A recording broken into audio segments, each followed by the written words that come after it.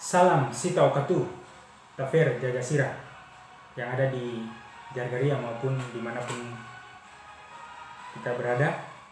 Pada kesempatan ini saya ingin menawarkan suatu pola pikir tentang fenomena yang sedang viral, yaitu gerakan Save Marvin Fien.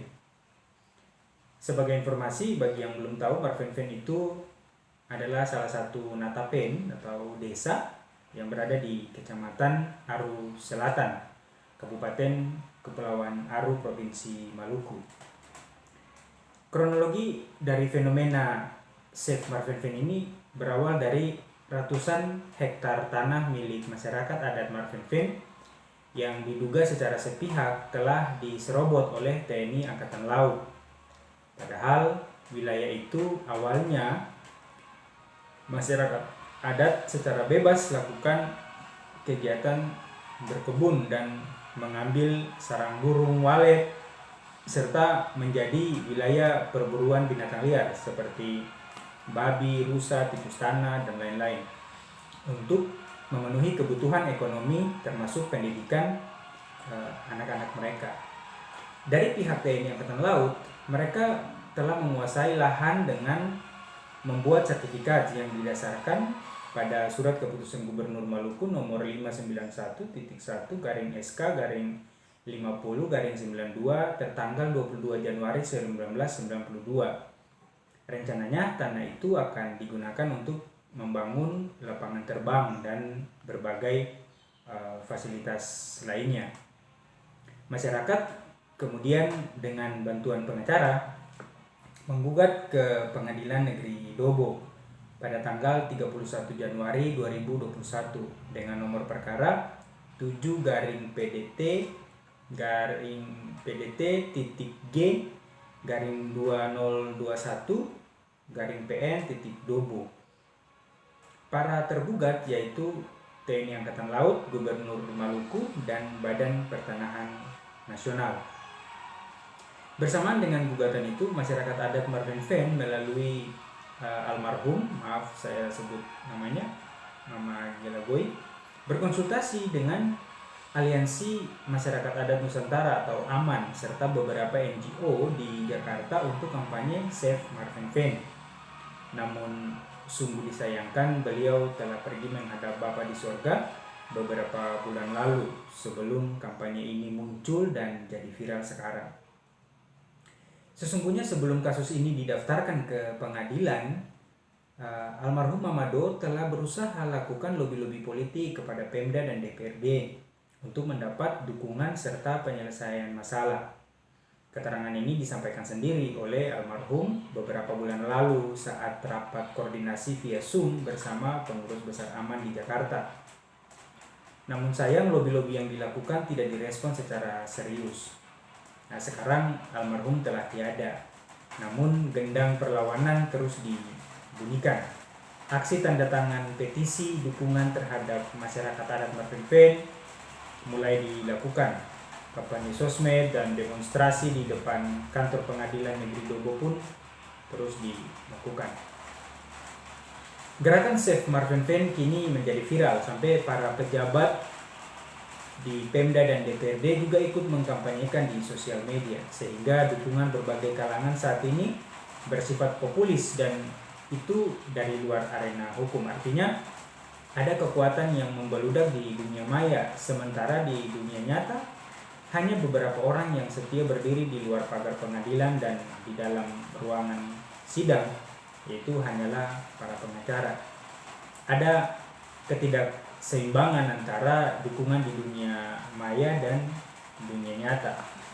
Disinilah titik berangkat catatan kritik saya tentang bagaimana seharusnya kasus ini diselesaikan dengan kekuatan yang seimbang di dunia maya maupun dunia nyata. Sudut pandang yang saya pakai adalah teori dekonstruksi yang digagas oleh Jacques Derrida, seorang filsuf kontemporer Prancis yang dianggap sebagai pengusung tema dekonstruksi di dalam filsafat pasca modern. Teori dekonstruksi yang disampaikan oleh Derrida ini bukan sekedar teori, tetapi juga merupakan metode berpikir kritis. Nah, itulah mengapa saya mau gunakan itu sekarang. Kata dekonstruksi sendiri artinya menghancurkan sekaligus menyusun ulang dengan cara yang lain, yang lebih baru. Nah, kalau dalam filsafat Derrida, dekonstruksi diartikan sebagai mengalihkan atau menggeser pemikiran dari pusat ke pinggiran. Metode dekonstruksi muncul dari pengamatan atau pembacaan Derrida terhadap objek dan teks yang mengambang bebas. Di sana dia temukan ada pembedaan antara petanda atau kehadiran dan penanda atau representasi atas kehadiran itu. Kata petanda dan penanda sesungguhnya digagas pertama kali oleh seorang filsuf bahasa yang bernama Ferdinand de Saussure. Jadi, kalau mengikuti pengertian Derrida tentang dekonstruksi dalam kasus ini, maka kita diajak untuk menggeser pemikiran tentang fenomena gerakan Save Marvin Fane ini dari pusat pemikiran yang populis saat ini, yaitu apa yang muncul sebagai fenomena akhir-akhir ini. Kita kemudian membongkar, kita periksa apa yang ada di balik fenomena ini. Kemudian kita susun kembali menjadi suatu pemahaman yang bersifat alternatif sekaligus memunculkan suatu kognisi yang utuh sehingga diharapkan dapat menghasilkan suatu aksi yang konkret demi keadilan bagi masyarakat adat Marvin Fane ataupun bahkan suatu win-win solution bagi kedua belah pihak. Yang dimaksud filsuf Derrida dengan objek atau teks yang mengambang bebas dalam kasus ini adalah alasan logis tentang mengapa masyarakat adat Marvin Fane itu ingin merebut kembali tanah mereka yang adalah warisan leluhur. Itu sudah jelas bagi kita bahwa dalam selain karena itu warisan leluhur, tanah itu juga merupakan sumber penghidupan. Jadi sekali lagi yang dimaksud objek dan teks di sini adalah alasan logis. Di sisi lain, saya belum melihat alasan logis yang genting dari pihak TNI Angkatan Laut selain daripada alasan yuridis dengan adanya sertifikat tanah tadi. Sekarang coba objek dan teks itu kita periksa secara singkat dan sederhana. Karena kalau mau lebih dalam tentu bisa membutuhkan waktu yang lebih lama. Jadi coba lihat fenomena ini, manakah yang dimaksud petanda dan mana penanda? Penjelasan yang komprehensif mengenai petanda dan penanda akan saya jelaskan pada video yang lain, bukan di sini, supaya tidak terlalu lama durasinya. Yang dimaksud dengan penanda di sini adalah representasi dari kehadiran atau segala sesuatu yang muncul sebagai fenomena saat ini. Baik itu materi tuntutan masyarakat adat Marvin Fane ataupun strategi advokasi di satu sisi, dan di sisi lainnya adalah argumentasi TNI Angkatan Laut bahwa mereka juga punya hak. Nah, sedangkan petanda itu adalah kehadiran yang ada di balik penanda. Maksudnya yang sekarang menjadi viral saat ini perlu kita periksa ada kehadiran apa di baliknya. Adakah sesuatu lain yang lebih mendasar dari kasus ini? Yang mana sesuatu yang mendasar itulah yang direpresentasi melalui gerakan Save Marvin Fane. Jadi petanda ini semacam suatu entitas latar belakang yang lebih besar, yang lebih powerful, entah itu pada pihak masyarakat adat Marvin Fane maupun pada pihak Angkatan Laut. Petanda ini pun bisa dijadikan alternatif hidden power atau semacam kekuatan tersembunyi yang mampu membawa kemenangan bagi kedua belah pihak. Tapi saya hanya ingin melihat hidden power dari sisi masyarakat adat Marvin Fane saja. Sedangkan untuk TNI Angkatan Laut saya tidak mampu bersitu secara mendalam. Nah, secara cepat-cepat kita atau saya mau mengajak kita melihat petanda masyarakat adat Marvin Fane itu apa, atau kita ingin melihat hidden power dari masyarakat adat Marvin Fane itu apa. Di sini saya menemukan ada dua, yaitu solidaritas masyarakat adat dan yang kedua adalah peran aktif Pemda dan DPRD Arut. Yang dimaksud dengan solidaritas masyarakat adat di sini bukan saja masyarakat adat Marvin Fen sendiri, melainkan kampung-kampung lain yang di Pulau Tarangan maupun seluruh masyarakat adat di Jargaria dan di luar Jargaria bahkan. Artinya, kalau petanda semacam ini dikonsolidasi secara masif, maka akan memunculkan rasa solidaritas sesama masyarakat adat Jarjuir. Mengingat masalah semacam ini pernah dan akan terjadi pada masyarakat adat lainnya.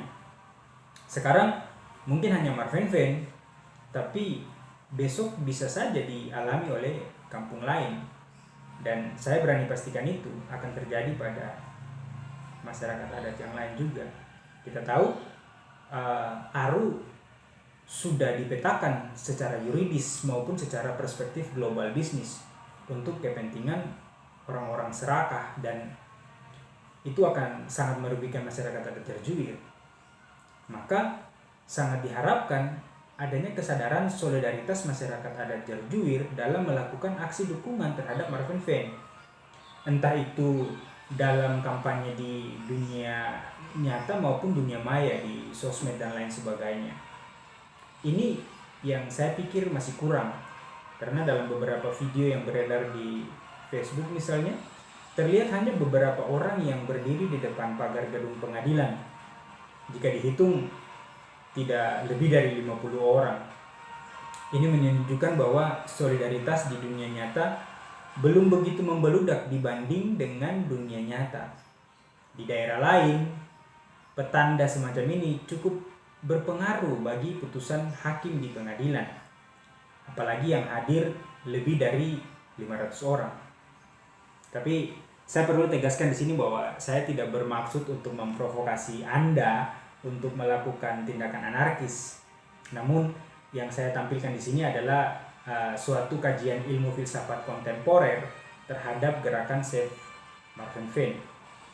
Nah, petanda atau hidden power yang berikutnya adalah peran aktif dari Pemda dan DPRD Aru yang sampai saat ini saya belum lihat. Lucunya, mereka Pemda dan DPRD ini ikut kampanye di sosmed lagi.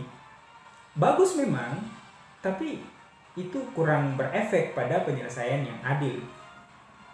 Pemda dan DPRD itu kan punya power yang sangat besar.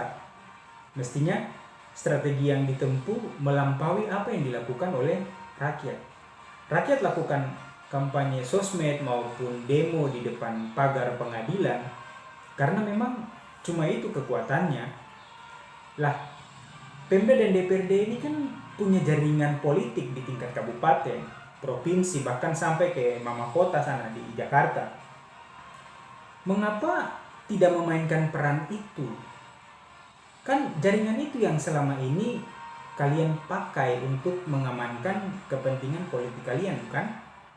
Mengapa tidak memainkan peran itu sekarang untuk membantu mengadvokasi masyarakat adat Marvin Fen?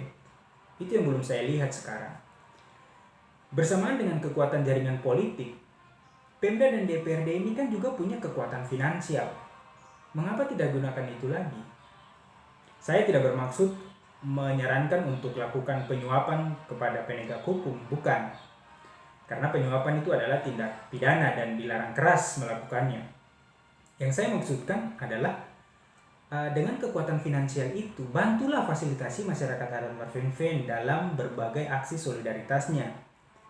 Tidak ada hukum yang melarang Anda membantu masyarakat secara finansial demi memenuhi hak-hak konstitusi mereka. Masa untuk memenangkan pemilu saja kalian sanggup keluarkan dana ratusan bahkan miliaran rupiah? Kok untuk aksi solidaritas Marvin Fen saja kalian pelit? Ya, katakanlah dana hibah ratusan juta kalian bisa gunakan untuk bantu renovasi ruangan Kapolres. Mengapa untuk rakyat Marvin Fen kalian seperti kucing jalanan yang tidak bertuan? Padahal secara etis seharusnya dana daerah apapun itu bentuknya wajib digunakan untuk kepentingan rakyat, bukan kepentingan polisi. Karena polisi tentu punya dana sendiri karena itu adalah instansi vertikal.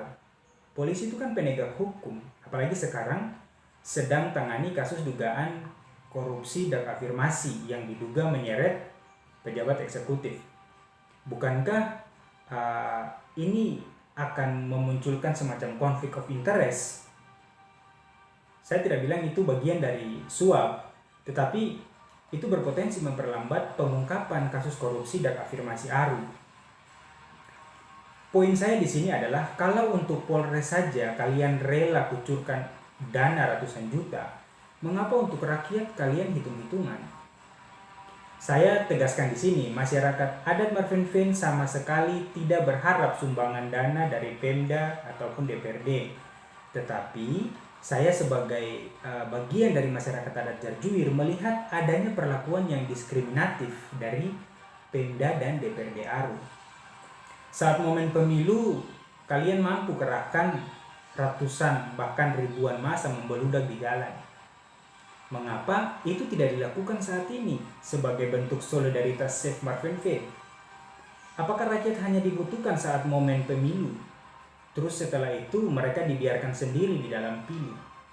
Sungguh sangat terlalu. Kembali kepada konsep petanda filsafat Derrida, nampak di sini ada big power yang belum dimainkan oleh Pemda dan DPRD ARU dalam membantu masyarakat adat Marvenveen. Terakhir, hidden power yang belum dilakukan oleh Pemda dan DPRD ARU adalah intervensi positif ke dalam proses hukum melalui pendekatan restoratif justice. Saya ingin menjelaskannya secara detail pada video ini, namun selain karena durasi yang nanti terlalu panjang, saya juga tidak ingin mendikte para pakar hukum yang ada di sekitar Bupati, yang ada di kantor Bupati sana, maupun pakar hukum yang ada di DPRD sendiri. Yang jelas, saya mau katakan bahwa pendekatan restoratif justice itu sangat populer di kota-kota besar dan sangat direkomendasikan oleh para ilmuwan hukum dalam demi terciptanya keadilan yang benar-benar adil oleh baik oleh penggugat maupun yang tergugat. Jika pendekatan itu tidak dilakukan, maka wajar rakyat bertanya secara kritis, apakah kami hanyalah objek kepentingan politik di momen pemilu, sehingga ketika ada masalah seperti ini lalu kami ditinggal sendiri? Apakah Pemda dan DPRD ARU lebih berpihak ke sebelah, mengingat kepentingan pengamanan investasi besar-besaran di Pulau Tarangan yang akan dieksplorasi dalam waktu dekat? Entahlah, hanya Dewa yang tahu. Sebagai catatan akhir, saya menyarankan untuk kita sebagai masyarakat adat, jangan kendor, teruslah kampanyekan gerakan solidaritas Save Marvenveen. Kalau hari ini kita tidak bangkit dan melawan, maka besok kita akan tertindas dan punah ditelan zaman. Save Marvenveen, save masyarakat adat Jarjuir.